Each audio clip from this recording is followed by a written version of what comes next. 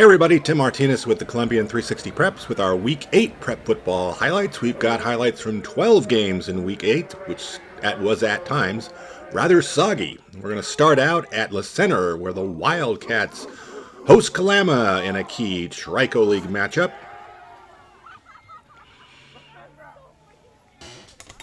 We'll pick up the action here in the second quarter.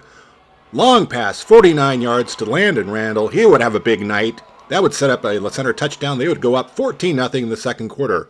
Later in the second quarter, it's Gavin Emerson with an 8-yard touchdown run. He would score 4 touchdowns on the night. Le Center leads 21-0 second quarter.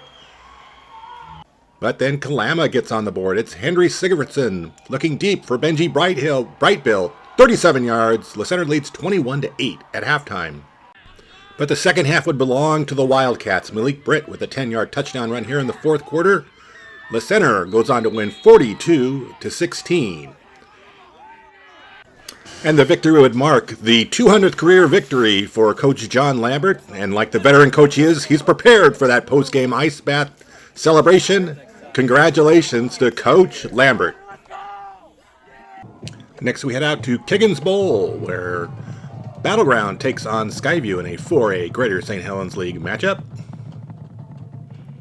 First quarter, Battleground quarterback Ethan Adams scrambles as he looks downfield, and he's going to find Dominic McDaniel with a diving catch. That would lead to a Brylan Fick field goal. Battleground's up 6-0 in the second quarter when Adam throws a pass to Dominic Rivas. It hits the turf. It's a lateral. That ball is live. Ty Allen Edmond picks up the football. He goes 79 yards for the touchdown. Skyview takes a 7-6 lead. But Battleground would answer back. Tony Solly with a 1-yard touchdown run. Tigers take a 13-7 lead into halftime. Then in the third quarter, it's Adams looking deep for Trent Richardson. He'll go for 80 yards on this touchdown play. Battleground takes a 21-7 lead. Then the Tigers get a little tricky with the halfback pass from George Kachenko to Richardson for 45 yards. Battleground up 28-7 third quarter. But Skyview would rally in the fourth. It's Dugan Lowe to Kyton Peralta for 45 yards. Skyview cuts the deficit to 28-21. But Thomas Avery would seal the deal with a 4-yard touchdown run for the Tigers. Battleground would win this one 35-21. It's only the second time the Tigers have beaten the Storm and the first time since 2004. Next we go out to Mackenzie Stadium for doubleheader action, starting with Heritage versus Evergreen in a 3A Greater St. Helens League matchup. We pick things up in the third quarter. It's KJ Clark with a 4-yard touchdown run. Heritage trails Evergreen 14-13. Have you ever seen a 99-yard touchdown play? Well, you're about to. Braden Oster gets behind the defender, and he's going to go the length of the field. Heritage takes a 19-14 lead early in the fourth quarter.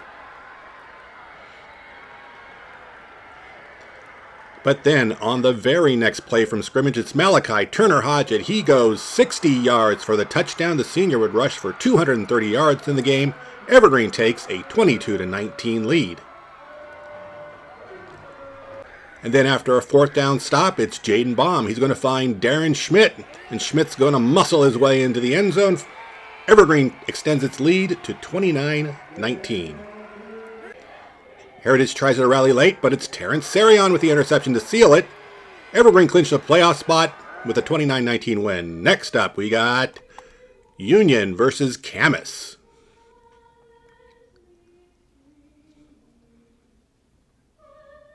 First quarter action, Tyson Ruggiero of Camas breaks loose on a 36-yard touchdown run. Camas leads early, 8-0. Still in the first quarter, Ruggiero fakes the handoff. He's going to go 39 yards for a touchdown, and Camas goes up 15-0. Still in the first quarter, it's Ruggiero. He's going to fake the handoff. He's going to look to pass, and he's going to find Charlie Barr in the end zone for a 19-yard touchdown pass. Camas leads 29-0, and that would be plenty for the Camas defense. They would notch the shutout. Camas wins this one 50-0. Next we head out to Fishback Stadium in Washougal for a key 2A Greater St. Helens League matchup between Columbia River and Washougal. Second quarter, two River players collide in the backfield, and Hunter Miller picks up the loose ball, and he's going to go 33 yards for a touchdown. Washougal leads it 14-0. But River would answer back. It's Cole Pearson to Greg Blau for the touchdown. River cuts the deficit to 14-7. But then it's Royce Jones with a 3-yard touchdown run. The Panthers go up 21-7 by halftime. They would add on 2 touchdowns in the third quarter. This is Trep Layson with the sneak. They go up 35-7. And Washougal picks up a 48-27 victory to clinch the 2A GSHL title. Up to Woodland, where it was Mark Morris versus Woodland. The Mark Morris defense playing well early. This is Daniel Kobayashi Gallagher with the interception to stop an early Woodland drive. Third quarter, Mark Morris up 7-0. It's Michael Belvin to Dayton Morris for a 9-yard touchdown pass. Woodland ties the game 7-7. The game would remain 7-7 into the fourth quarter when Carter Oldemar comes on, and he's going to knock through a 28-yard field goal attempt to put Mark Morris ahead. Woodland looking to keep their hopes alive on a 4th down pass, but the ball falls incomplete. Mark Morris picks up the victory 10-7 to keep the Monarchs' playoff hopes alive. Now up to Battleground at District Stadium for Shelton versus Prairie in a 3A GSHL matchup. First quarter, Shelton up 6-0, but Devin Vishu's got the ball. He's going to roll out, and he's going to throw deep and find Jackson Kimball downfield for a 49-yard touchdown pass. Prairie up 7-6. Second quarter now, it's Vishu. Got all sorts of time, and he's going to throw deep for Tommy Vick against 2 defenders. This one goes for 49 yards. Prairie up 14-6. We jump forward into the fourth quarter, and it's Vishu to Jesse Cates for 19 yards. Prairie would hold on to win this one 35-28. Now up to Kelso for Mountain View versus Kelso. Owen Dahl in at quarterback. He's going to fake the handoff and roll off.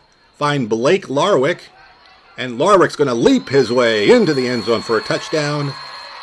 Kelso's up 14-0. Second quarter now, it's Mason Hansen with a 3-yard touchdown run. Kelso's up 20-0. And then it's Trevin Roller going off the left side for a 4-yard touchdown run. Kelso would win this one 40-7. Now up to Longview for Ridgefield versus R.A. Long. Twins up top. Second quarter here, it's E.J. Rivera faking the handoff. He's going to find Brian McLemore III for a 18-yard touchdown pass. Ridgefield up 13-0. Still second quarter. R.A. Long on the move, but it's McLemore for the interception. He's going to bring it all the way back, 56 yards for a touchdown. Ridgeville extends its lead to 20-0. And then it's Jason Watanabe with a 5-yard touchdown run. Ridgefield will go up 35-0 and on their way to a 35-16 win. Now to Kiggins Bowl for a Thursday night game between Hockinson and Hudson's Bay. Bay's throwing the ball downfield. It's deflected, but Mark Hogan comes up with the early interception in the second quarter for the Hawks. And then later, it's a deep pass downfield for Skylar Liddy with the one-handed leaping catch to keep the drive alive. That'll set up Jack Robinson for a 10-yard touchdown run. Hockinson would take a 13-0 lead into halftime. But the Eagles answer in the third quarter. It's Landon Kemper going around the left side. He finds a hole, and he's going to go 35 yards for the touchdown. Bay cuts the deficit to 13-6. But then Hockinson answers. It's Sam Pryor finding the hole and breaking through for a 20-yard touchdown run. And then later, it's Jack Robinson again into the clear. He's going to go 41 yards for the touchdown. Hockinson wins this one 34-12. Now up to Castle Rock for a key Trico League matchup between Kingsway Christian and Castle Rock. First quarter here, and it's Wiley Bollard going to get the handoff here.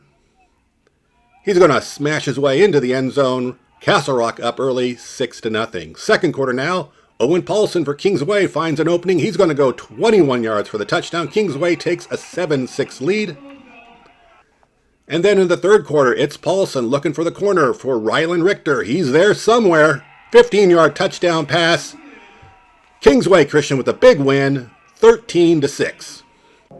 Now to a soggy Kiggins Bowl for Columbia White Salmon versus Fort Vancouver.